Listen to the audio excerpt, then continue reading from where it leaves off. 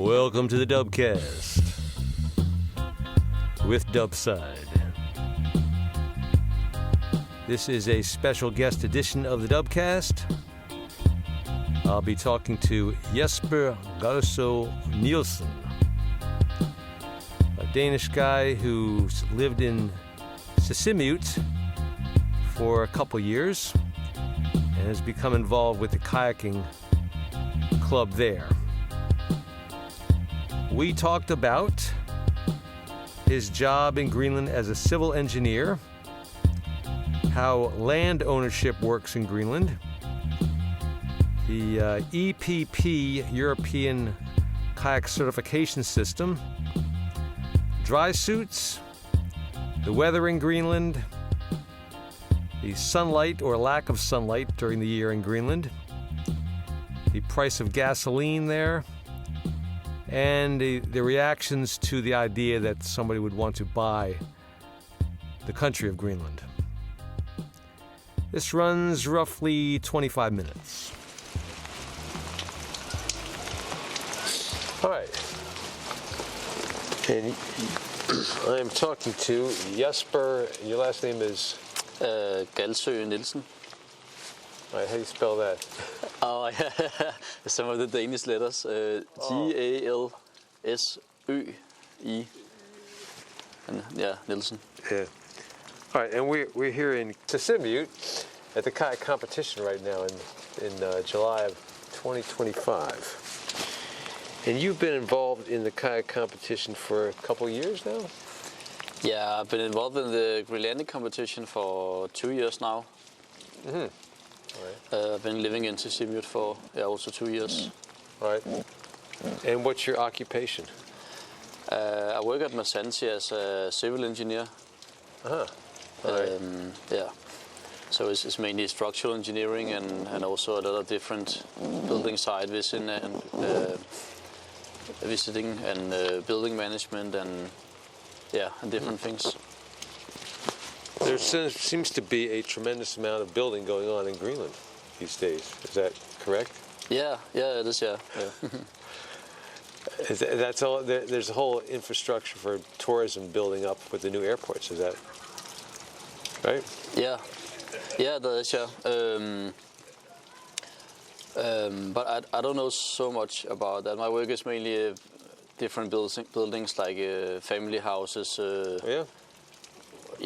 Bigger warehouses, many different things, and here in Sisimiut is mainly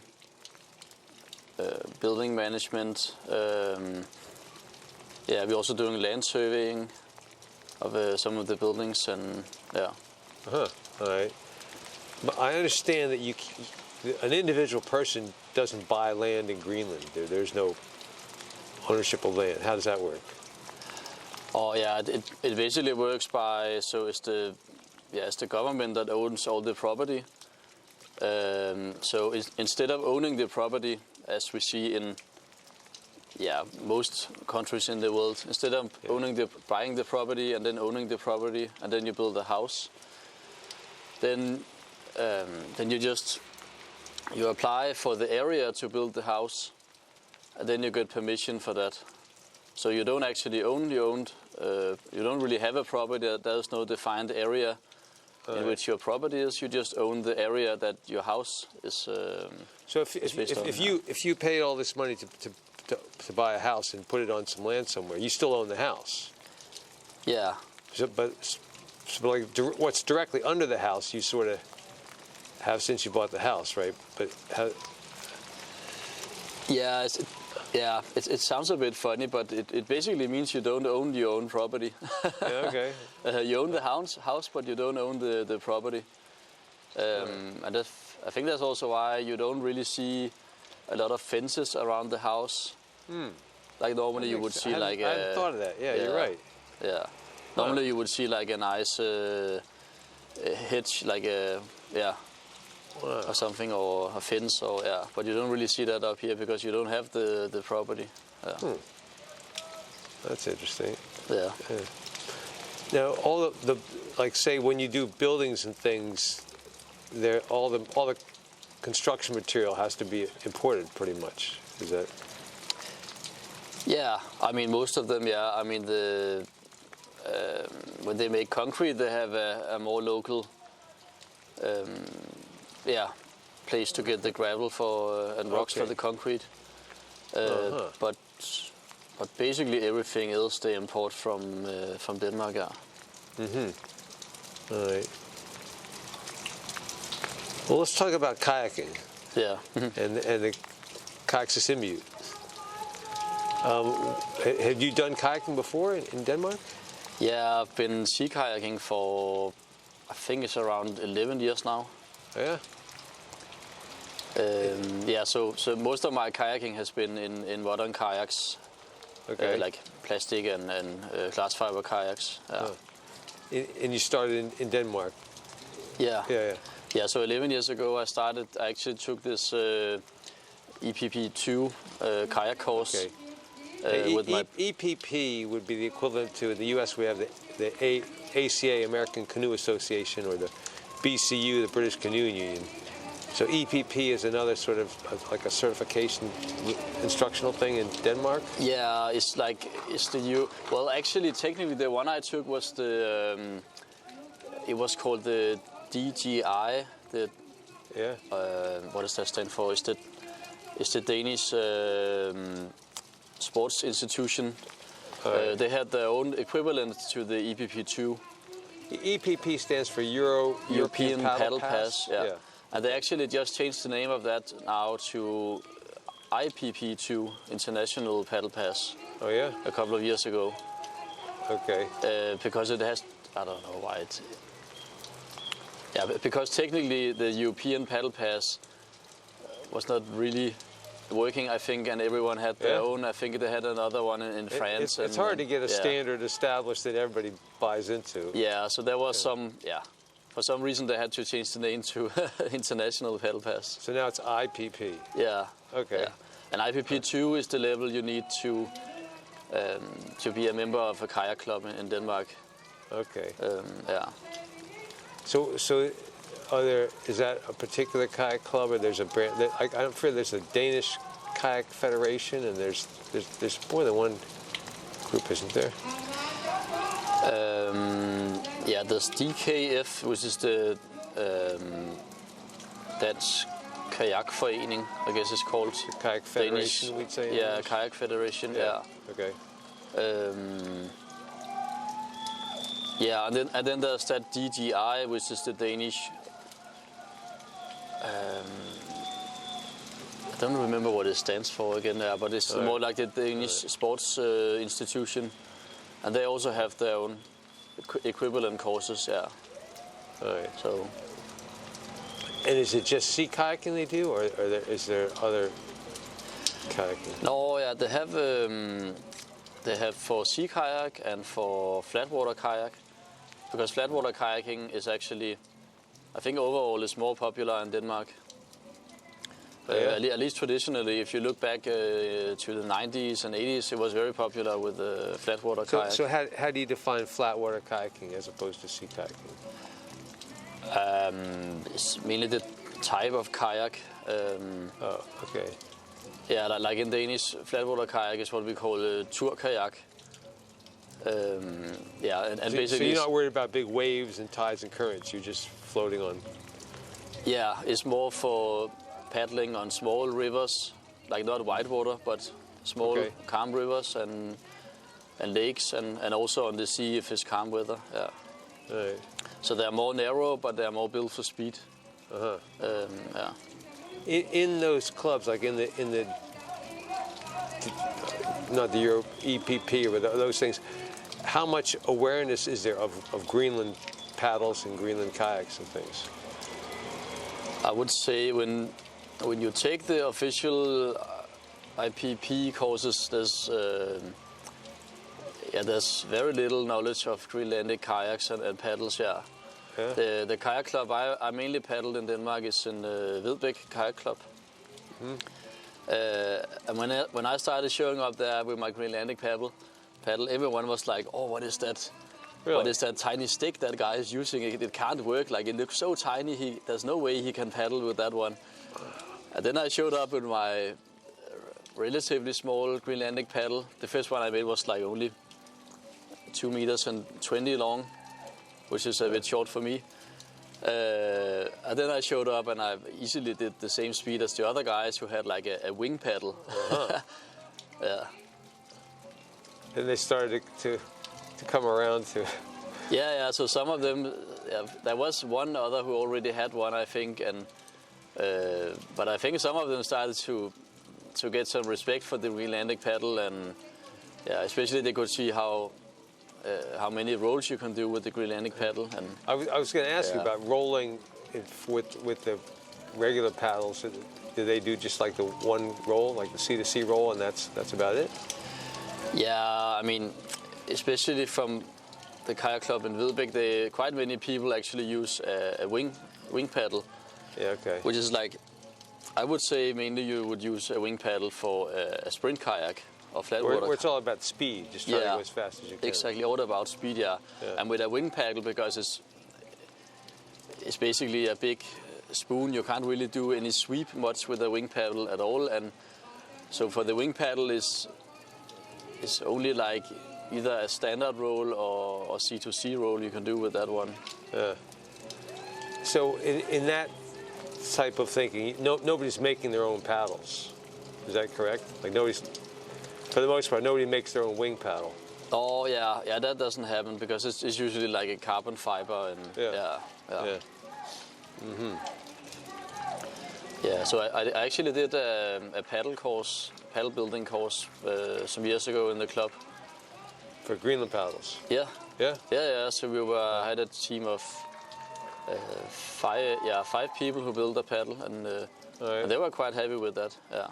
All right. And in Denmark, there's and I think, actually all of them were women, and I think in Denmark there's kind of an opinion that Greenlandic paddles are only for old people and people who have like a wrist injury or something. So it's a bit more safe for the body to use a Greenland paddle.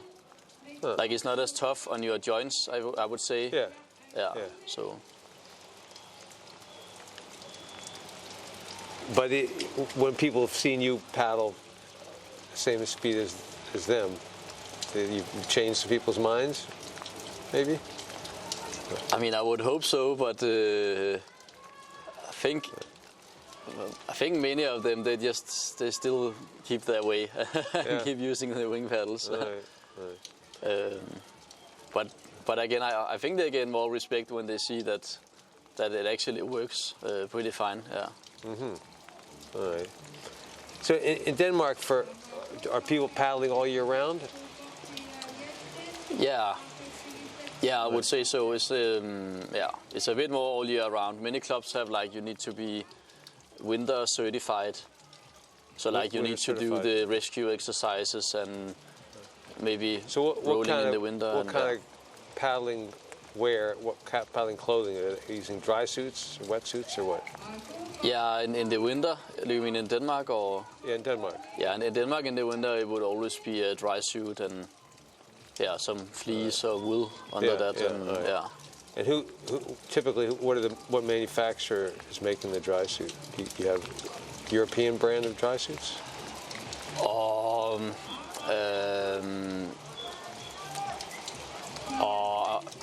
Personally, I don't really care much about the brands. I always found them secondhand. In the U.S., I find them to be very expensive, like too expensive. Yeah, exactly. Yeah. I mean, I know if you go to the canoe and kayak store they have around Copenhagen, is a new dry suit is like 8 or 10,000 or something Danish kroner, which is more than 1,000 US dollars. Yeah, or almost up to 2,000, I think. So I always found them secondhand. And then you still find that the gaskets, the rubber gaskets, you have to replace every so often? Is that the case? No, actually, personally I always had the neoprene sleeve. Ah, good for you. Yeah, because Well, usually it comes with the slightly cheaper dry suits, I think, and also you don't really get that. It's kind of rubbing on your neck, so you get scars and stuff. I think with the latex one. Yeah. All right. So living in Greenland now and getting involved with the kayak club here, what differences have you seen? How has that changed things? Or just tell me about that experience. Yeah, I think the first thing that struck me up here was the level of safety. Yeah? In the way that they don't have so much thought about safety, at least so it's a lower level. Yeah. They're not as concerned about safety. Yeah, well, I would say overall they do care about safety, but in terms of equipment, they don't care much about safety. Like, you rarely see people using a dry suit or not even a safety vest or anything. But they still care about don't paddle alone on open sea and then don't paddle if the weather is too harsh and those kind of things. But mainly in terms of the equipment, I would say they don't really do much. And you will see people paddling in a t-shirt when it's like 5 degrees outside and the water is freezing cold. Yeah. So the kayak competition that the clubs do every year, you've been involved with that. Yeah. Right? With Kayak Sisimiut. Yeah. And so when you have wintertime, in Sisimiut, we're north of the Arctic Circle, so there's some, like, what's it, January, there's no sun at all? It's always dark? Yeah, I think, so technically I think there's half an hour of sunlight in Sisimiut the darkest day of year. So it gets light, the sun doesn't come up over the horizon, but it just the sky gets light. Yeah, it's basically like that. Yeah, you don't see the sun at all in around December. Yeah. Wow. And then in the summer we have midnight sun for, I think it's 1.5 months. Yeah. So in the wintertime, does that get like depressing? Yeah, it gets. Yeah, it's a bit tough to wake up in the morning. I would say is the worst part. Then you get up at work and it doesn't get light before 11 o'clock or something in the morning. So. So does any kayaking happen in the wintertime? Nah, no. People don't kayak in the winter usually. Yeah. Right. Sometimes, but not much. Yeah. But at the club, do they work on building kayaks, or do they practice ropes inside, or do they do it much at the wintertime at all? In Sisimiut, it's a bit limited activity in the club in the winter actually. Okay. Yeah. But some people are building kayaks. Okay. But mainly up to the competition, people realize 2 months before the competition, oh holy shit, I have to build a new kayak. This is like May or into June they starts happening. Yeah. All right. Because it's still like the temperatures get above freezing. Like, what time of year does it start to thaw out and the snow starts to melt? Usually we have winter until some point in May, middle of May, end of May even. Yeah. Oh.